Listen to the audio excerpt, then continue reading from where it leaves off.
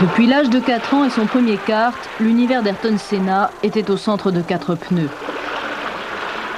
Depuis l'âge de 4 ans, Ayrton Senna était la proie d'un rêve qui n'avait pas de fin.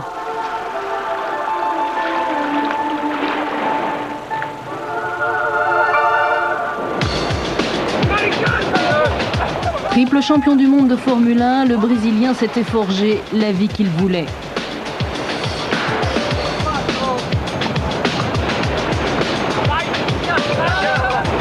Ce nomade de luxe passait plus de 300 heures par an au volant de son bolide et tout autant aux commandes de son avion. 16 grands prix pour être numéro 1, avec en prime l'extrême fatigue physique et morale d'un métier où la moindre erreur était fatale. The difference between us and many other sportsmen or other professionals is that we only deal with the danger very closely, continuously. But other than that, many other athletes go through pain when they do their profession. Many other athletes have got to have an incredible number of rules to their physical and mental strength and equilibrium, just as we all do. Therefore, it's good that we can feel just as we are all the same, in a natural way. Not like programming, tomorrow I'm going to wake up 8 o'clock, I'm going to do this and that and that. No, just let it happen.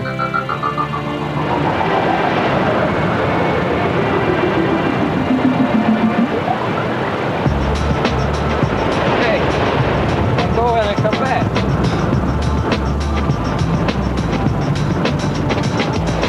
Deep breath, deep breath.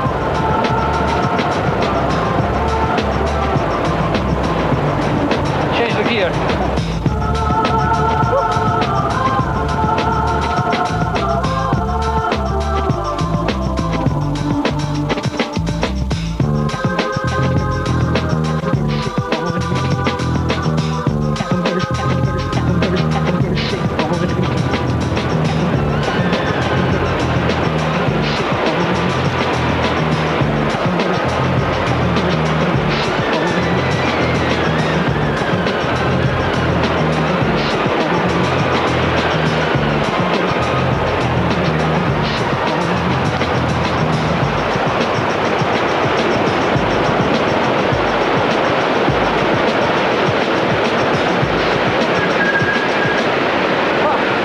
I'm not a machine, Catherine.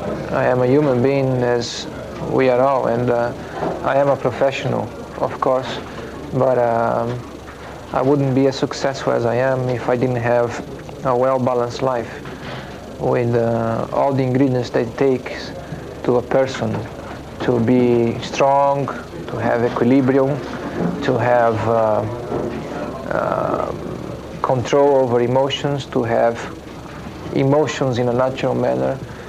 I believe I have a healthy mind and body, and therefore a lot of my success is coming because I have a very, very special and very good lifestyle.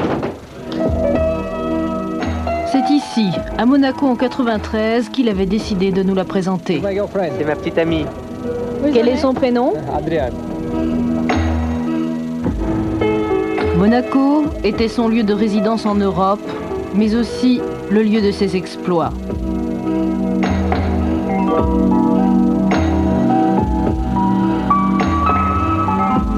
Ce Grand Prix, il l'a remporté 6 fois.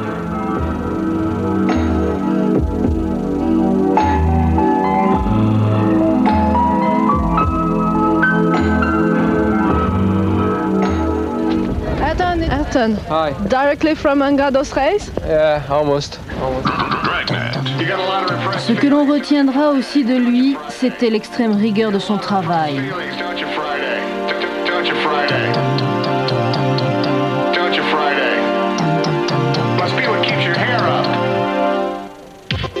Précision infinie, mémoire du moindre détail, finesse des réglages, mais aussi sa capacité à exploiter au maximum un matériel moins performant que prévu.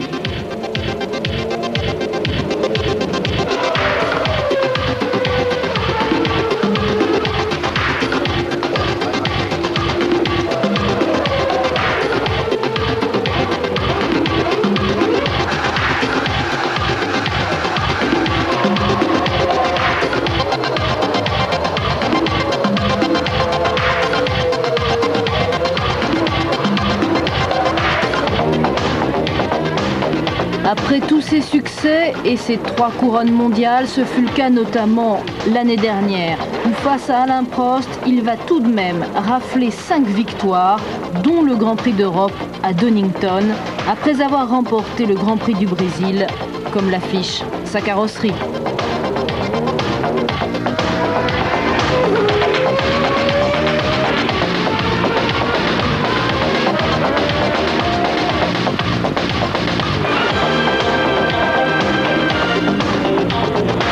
I don't remember any season that has been easy.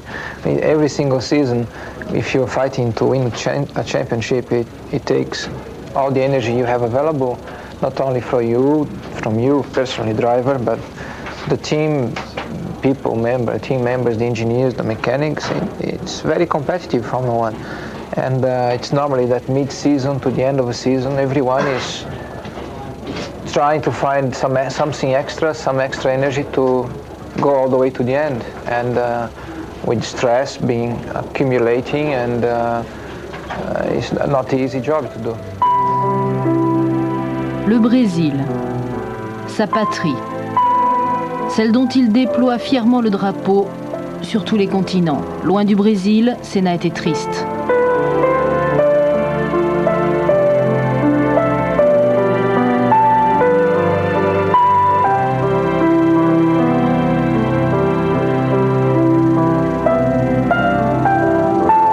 Incredible country with tremendous potential. I think most of the world recognize that. But what we miss so much is organization.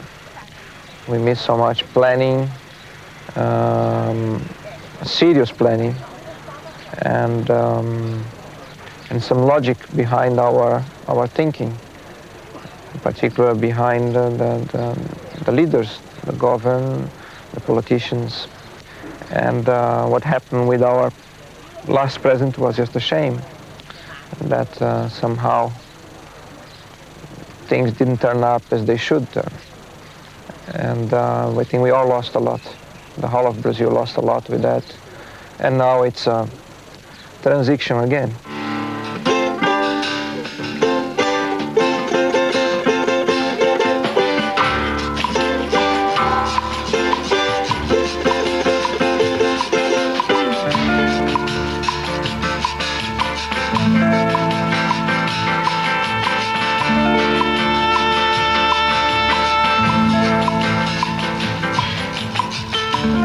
Regarde-la ma ville, elle s'appelle Bidon, Bidon, Bidon, Bidonville. Vivre là-dedans c'est coton, les filles qui ont la peau douce, la... Parmi les moments les plus intenses de la vie d'Ayrton Senna, le 24 mars 1991, où pour la première fois de sa carrière, le Brésilien va remporter enfin son Grand Prix devant son public. Privé de 4e et 6e vitesse, il va terminer tétanisé. Écoutez-le crier sa douleur et sa joie au moment du drapeau à damier.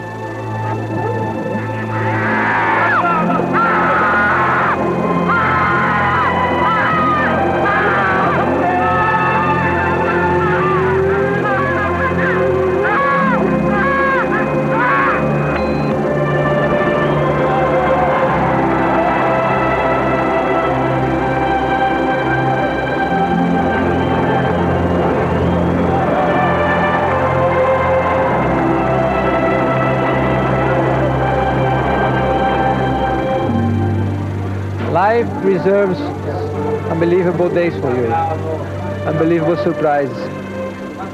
As much as I had a surprise and a wonderful day when I won my first Grand Prix in '85 and then my first championship in '88, today I also had a memorable day, a memorable weekend, and I'm sure this is not the last one.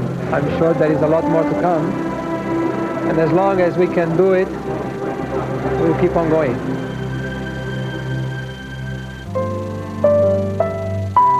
Mégapole de 15 millions d'habitants, Sao Paulo vit pour son enfant chéri et Senna le lui rendait bien. À chaque occasion, Ayrton revenait au pays, passer quelques jours, se reposer, s'occuper de ses affaires et des œuvres charitables dont il ne voulait pas parler. Et puis aussi poser son regard sur sa ville et les enfants. qu'il aimait tant.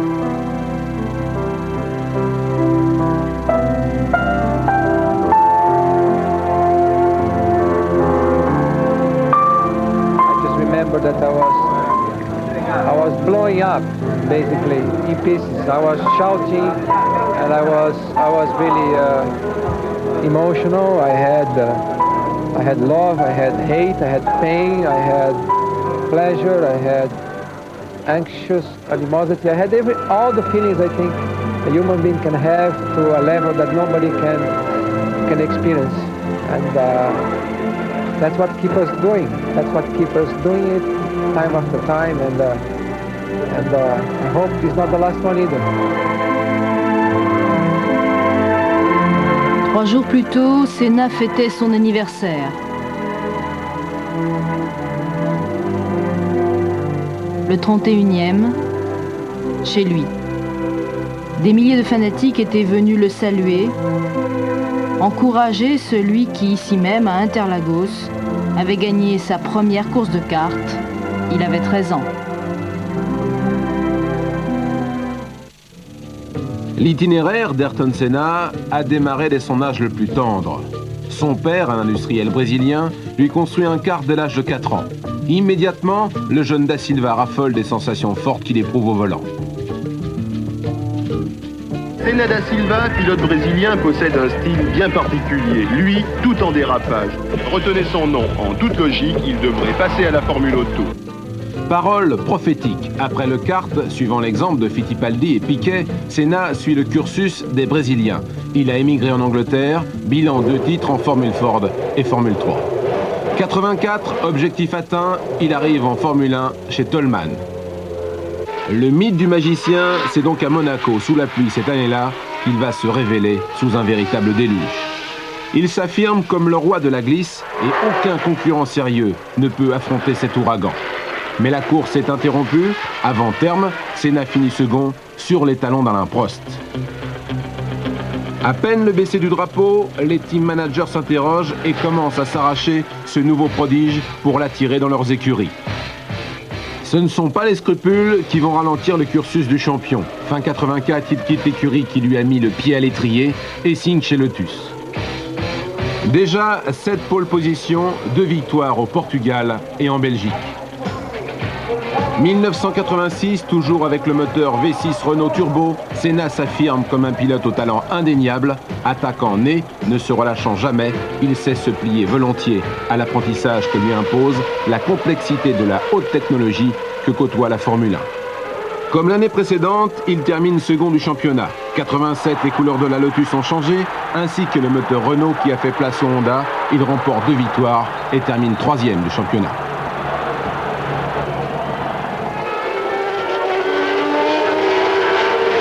Well, I had with Renault the first real opportunity to win Grand Prix or to be on pole positions, to compete in a competitive equipment.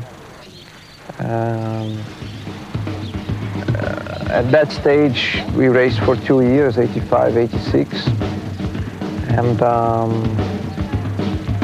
we developed a lot, the turbo engine then. At that stage, I don't think neither Lotus or Renault themselves realized the level of commitment that the Japanese were coming with and prepared to put into Formula One. And I think only after then, not only Renault and Lotus, but Formula One basically realized if you wanted to achieve a world championship from there on, the effort you had to put in, the commitment, had to be totally different. From the moment I started working with Honda, I realized they were into it, up their necks, with no compromise whatsoever, no politics, no limits in any way. They were in it to win at any cost. I was there to win too. was there prepared to give all the effort necessary within my own limitations, of course, but give everything I had to be part of it. And it worked. It worked very well. Sur les circuits, sa concentration le rend inabordable. Et cette carapace dont il s'enveloppe lui permet d'être le plus méticuleux de tous les pilotes. C'est un personnage complet. Je veux dire par là, il a le talent. Il est né avec le talent. Mais en plus de son talent et de son intelligence, c'est un travailleur effréné. Je veux dire que si l'on se promène dans les paddocks de Formule 1 à 9h le soir, je crois que si l'on a une chance de rencontrer une des vedettes, ce sera Ayrton Senna qui sera en train de dépouiller avec ses ingénieurs des mesures. Ce sera un Ayrton Senna qui sera avec les ingénieurs japonais en train de discuter de son moteur et également de toutes les mesures qui ont été faites en télémétrie. Ce sera un Ayrton Senna qui sera autour de sa voiture en train de chicaner ou de faire une revue de détail de la mécanique de sa Formule 1. Je crois que c'est l'exception. Depuis 1988 et son arrivée chez McLaren, le jeune prodige a mûri. Il ajoute à son approche méthodique une expérience très riche, ce qui lui permet d'aborder sa carrière sous un autre angle. Remporter les Grands Prix, c'est désormais chose faite. Grâce à McLaren, le jeune Brésilien va pouvoir aller au bout de ses ambitions, le titre suprême. Pourtant, un concurrent de taille s'est mis en travers de sa route.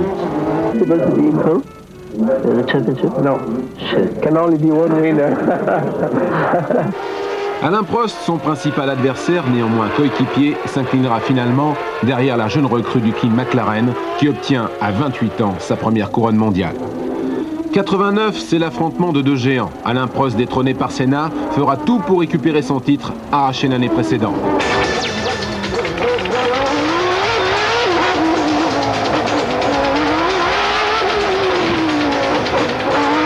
At a given day, a given circumstance, you think you have a limit, and you then go for this limit, and you touch this limit, and you think, okay, this is the limit.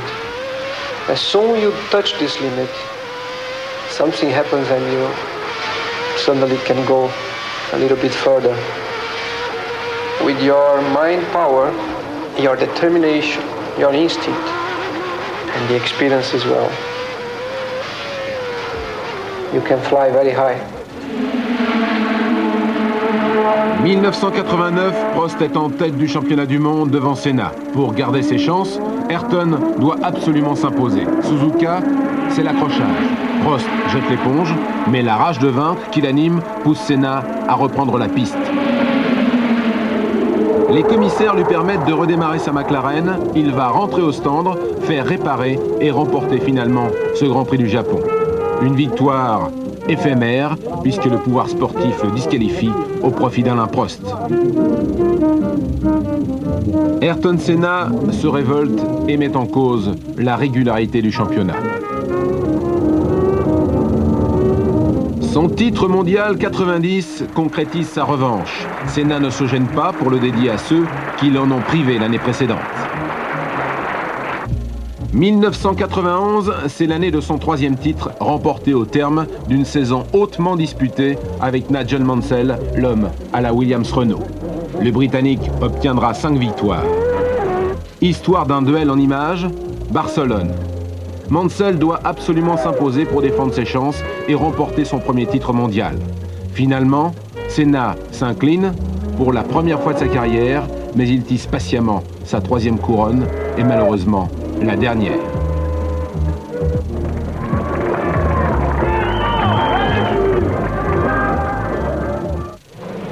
« 1993, dernière grille de départ de la saison, la dernière pour Ayrton Senna chez McLaren.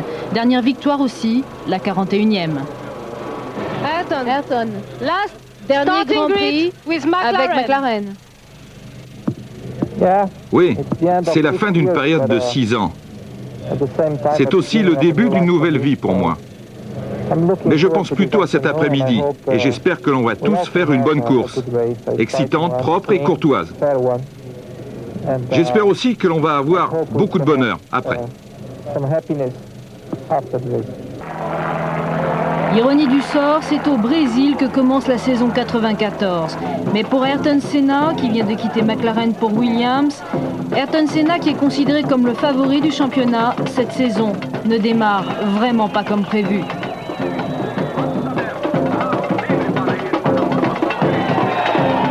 Sur ces terres, il ne parviendra pas à gagner.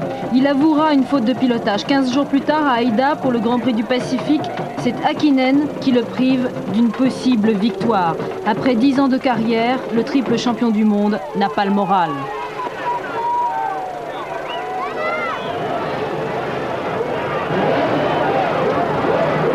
Pourtant, des moments noirs, Ayrton en a vécu.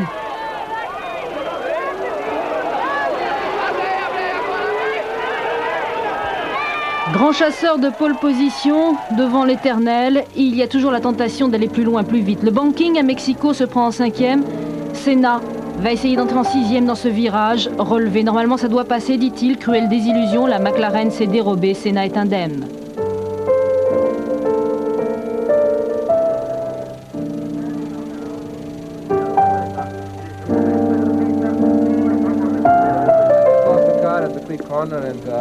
In the middle of it, and had a big chance, but I'm fine. You're fine? Yes, no problem, no problem. Quelques semaines plus tard, un autre accident à Hockenheim lui laisse quelques séquelles. Pour la première fois de sa carrière, le Brésilien avait avoué sa peur, avait avoué sa chance d'être encore là pour en parler.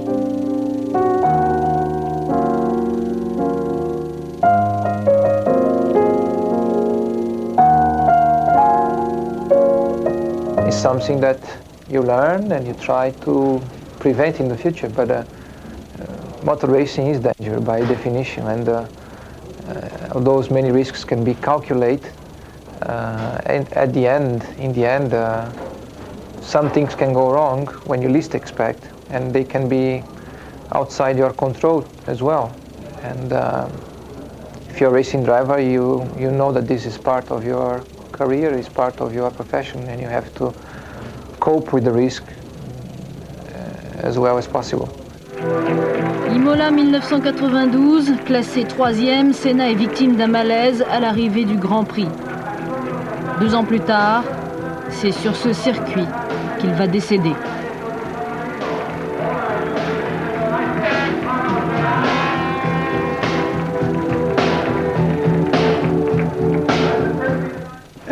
I think we all, not only myself, most racing drivers, when go through stress and high demands of physical effort, concentration, tension, you just sometimes overdo it. 1er mai 1994, 13h50.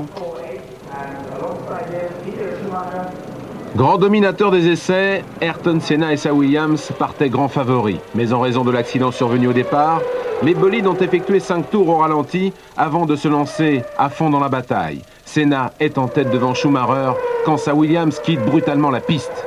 Le choc est d'une violence inouïe. Lancé à 300 km/h, la voiture s'écrase. Senna, le magicien, n'a rien pu faire.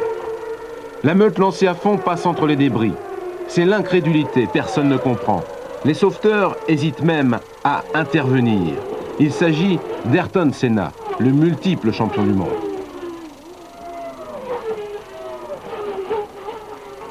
La course est interrompue.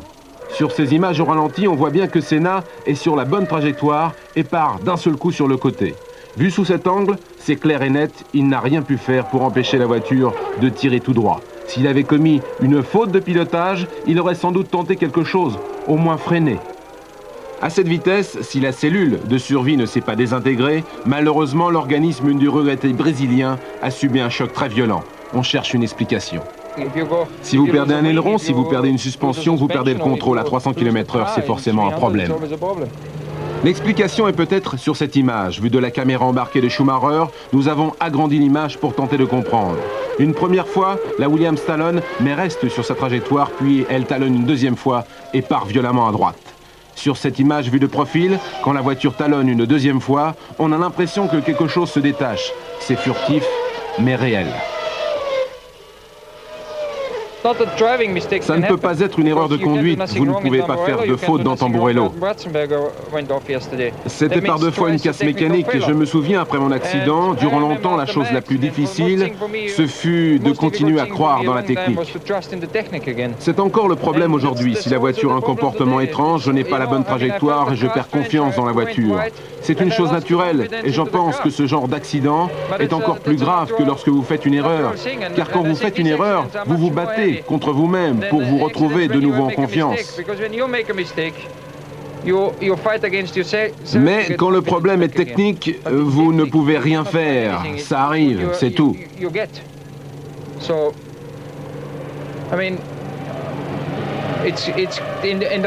Vous devez avoir confiance dans la voiture, vous devez avoir confiance dans la technique comme vous devez avoir confiance dans les médecins qui sont sur le circuit. Mais quand vous perdez cela, vous devez changer quelque chose. Quoi qu'il en soit, les faits sont là. Le multiple champion du monde ne bouge plus, les médecins savent faire, tout le monde espère, le pilote est encore sanglé et casqué, on lui place une minerve avant de le sortir de la voiture. Dans les stands, c'est la consternation, et à défaut d'information, tout le monde attend, car sortir à cet endroit du circuit reste pour tout le monde incompréhensible.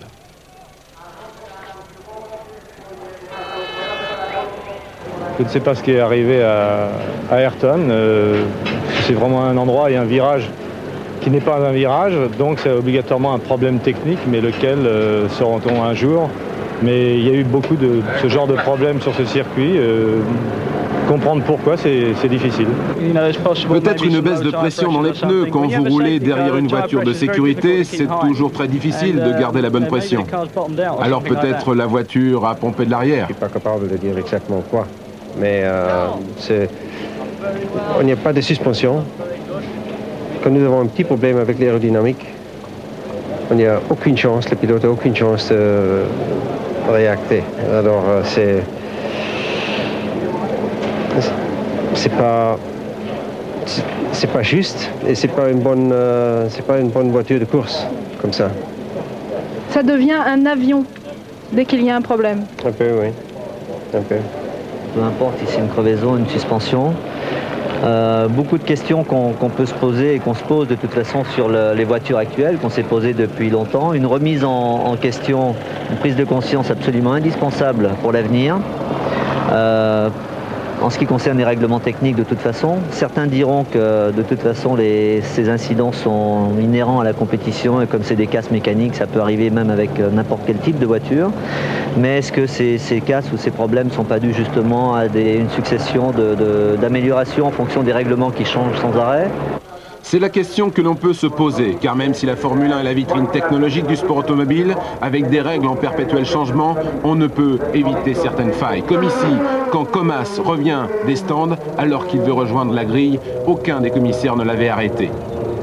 Ayrton Senna, l'idole de la F1, décédera quelques heures plus tard à l'hôpital de Bologne. Une défaillance technique est-elle à l'origine du drame? Une chose est sûre, la mort du Brésilien doit ouvrir les yeux aux instances dirigeantes du sport automobile. Une réunion de la Fédération internationale, exceptionnelle, est prévue mercredi à Paris. À l'issue de cette réunion seront communiqués les rapports relatifs aux accidents d'Imola. Il aura fallu attendre ces accidents dramatiques pour que la sécurité sur les circuits devienne une priorité absolue.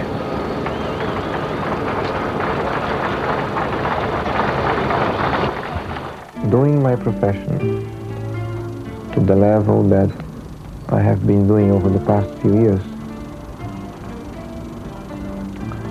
provides me with the ability to learn a lot more about myself than doing anything else in life.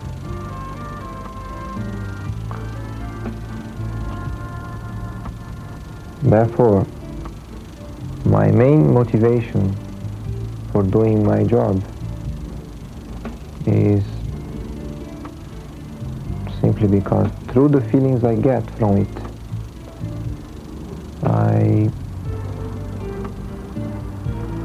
I find different ways to go deeper in myself. And this is a fascinating experience because there is never end.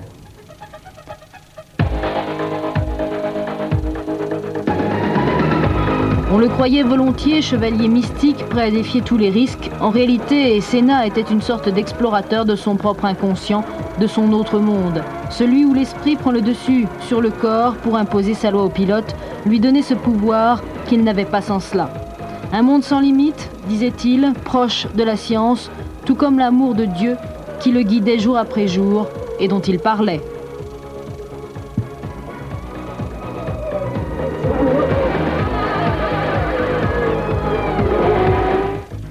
God is not an easy thing to talk about because it's a very subjective thing. And many times it's used against you. And I pay the price in some way to be criticized by some people. And I talk about God because that's how I feel anyway. That's how I am anyway. I had the opportunity to learn and to experience a little bit more about what God can be in our life. And since I start that road, I have continuously grown.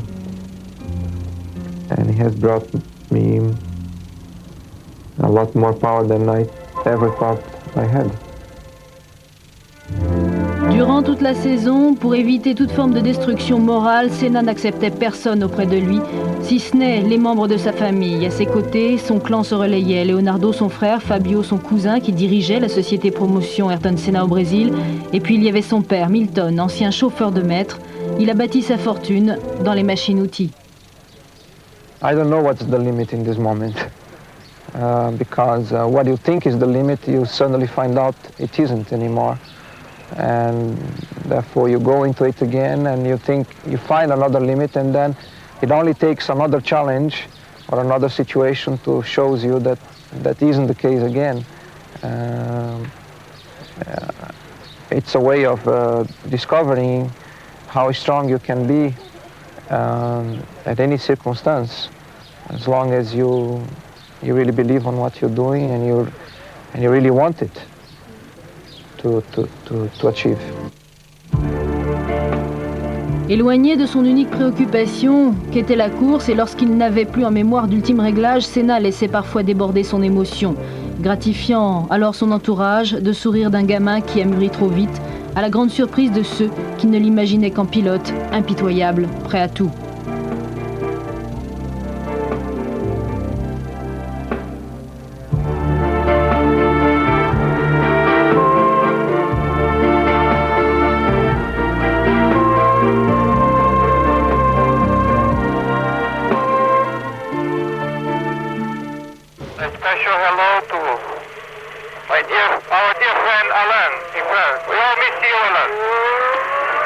C'est pas facile pour moi parce qu'on a été rivaux et même plus que rivaux à un certain moment, mais tout était bien terminé et aujourd'hui il m'avait fait un message vraiment qui était très très sympathique. Et bon, j'ai été lui serrer la main avant le début de la course. Je veux dire que c'est rival ou pas rival, je peux vous dire que c'est quand même quelqu'un qui faisait le même métier que moi et qui a vécu complètement à 100% pour sa passion, si ce n'est à 110%, alors que moi je peux vous dire que j'ai vécu que 95-98%, ça n'a rien à voir avec ce qu'il a fait. Il était capable de prendre tous les risques pour réussir. Et quand on lui demandait si un jour il aurait le courage d'arrêter la compétition, c'était pour lui un véritable défi. Challenge. Well, one day it will happen. I don't know exactly when it's going to happen.